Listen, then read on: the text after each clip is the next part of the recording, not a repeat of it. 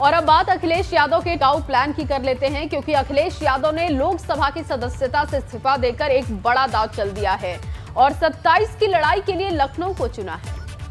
और क्योंकि जब चर्चा गर्म थी कि अखिलेश आजमगढ़ की लोकसभा सीट और करहल की विधानसभा सीट में से किसे चुनेंगे, तब अखिलेश ने लोकसभा सीट से इस्तीफा देकर साफ कर दिया है कि उनके लिए लखनऊ ज्यादा जरूरी है। लेकिन सवाल बड़ा है कि क्या अखिलेश का ये दाव गेम चेंजर साबित होगा, क्योंकि इस्तीफा सिर्फ अखिलेश ने नहीं दिया है, आजम खान ने भी दिया है।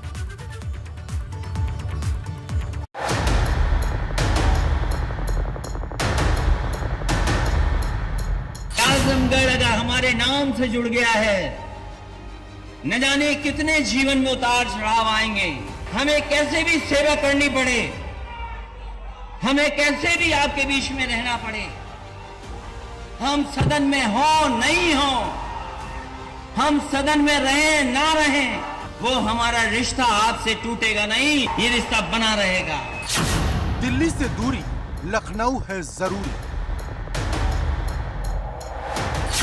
24 नहीं 27 की तैयारी, अखिलेश के इस्तीफे पर सियासत भारी। अखिलेश का गेम चेंजर दांव यूपी में जमा पाएगा पांव।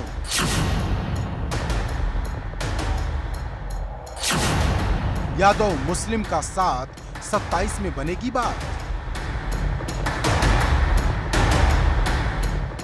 सांसद बड़ा या विधायक, ये बहस बहुत बड़ी है, लेकिन अखिलेश यादव ने लोकसभा पद से इस्तीफा देकर साफ कर दिया कि उनका लक्ष्य 24 नहीं 27 की वो लड़ाई है जिसे जीतने के लिए लखनऊ में टिके रहना बहुत जरूरी है।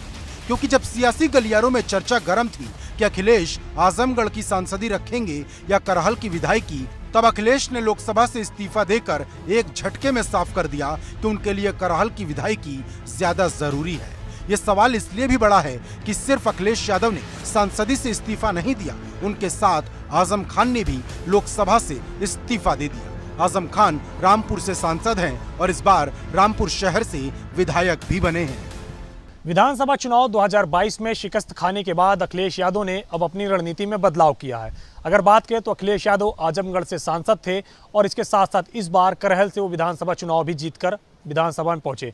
ऐसे में संवैधानिक बाध्यता के तहत उन्हें विधानसभा सदस्य या लोकसभा सदस्य के रूप में से एक में से इस्तीफा देना था। उन्होंने लोकसभा के सदस्य के रूप में इस्तीफा देकर के कहीं ना कहीं ये दिखा दिया है कि वो दिल्ली की राजनीति से दूर लखनऊ में प्रदेश की सियासत की राजनीति में फोकस करेंगे। और यही कारण है कि न सिर्फ अखिलेश यादव बल्कि अगर बात करें तो रामपुर से लोकसभा सदस्य सांसद आजम खान ने भी इस्तीफा दे दिया है, क्योंकि आजम खान ने भी 2022 का विधानसभा चुनाव रामपुर सदर सीट से लड़ा था, जहां से उन्होंने विजय प्राप्त की है। दोनों ही नेताओं ने अब दिल्ली की सियासत से दूर लखनऊ में राजनीति करने का मन बनाया है।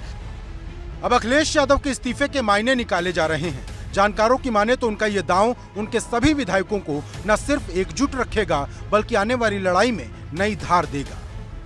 समाजवादी पार्टी के सारे विधायक, नेताओं और कार्यकर्ताओं की यह इच्छा थी कि समाजवादी पार्टी के राष्ट्रीय अध्यक्ष लोकसभा से इस्तीफा दें, लेकिन वो विधानसभा में रहें। अब हम लोग सड़क से लेके विधानसभा के अंदर तक मजबूती के साथ संघर्ष करने का काम करेंगे। अब बढ़ती हुई महंगाई, बेरोजगारी, अपराध, विकास को लेकर के, जन समस्याओं को लेकर के अखिलेश यादव जी की अगुवाई में मजबूती के साथ जन संघर्ष करने का काम करेंगे। अखिलेश यादव के अगर सियासी सफर की बात करें तो 2000 में पहली बार जब कन्नौज में उपचुनाव हुआ था तो सांसद बने थे। 2004 में दोबारा कन्नौज से लोकसभा के सांसद चुने गए। 2009 में तीसरी बार कन्नौज से सांसद बने और 2012 में जब सपा की सरकार बनी तो लोकसभा की सदस्यता छोड़कर एमएलसी बने। 2012 में 38 साल की उम्र में यूपी के सीएम बने थे और 2019 में आजमगढ़ से लोकसभा के सांसद बने। 2022 में मैनपुरी की करहल सीट से विधायक बने। 2022 में ही लोकसभा की सदस्यता से इस्तीफा दे दिया।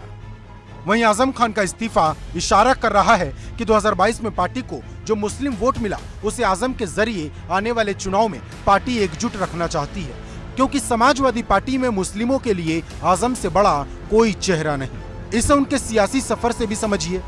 1980 में पहली बार विधायक चुने गए, 1985, 1989, 1991 में भी विधायक बने। 1991 में जब जीते थे तो पहली बार उन्हें मंत्री भी बनाया गया था। 2002 में सपा से राज्यसभा सांसद बने। 2003 में विधानसभा में नेता प्रतिपक्ष रहे। 2007, 2012 और 2017 में भी विधायक बने। लेकिन 2019 का जब लोकसभा चुनाव हुआ तो रामपुर से लोकसभा सांसद बने। 2022 में रामपुर शहर से सपा विधायक चुने गए और अब लोकसभा की सदस्यता से इन्होंने भी इस्तीफा दे दिया। लेकिन इन सब के बीच एक बड़ा सवाल ये है कि क्या अखिलेश फिर से यादव मुस्लिम वाले पैटर्न पर लौट आए हैं?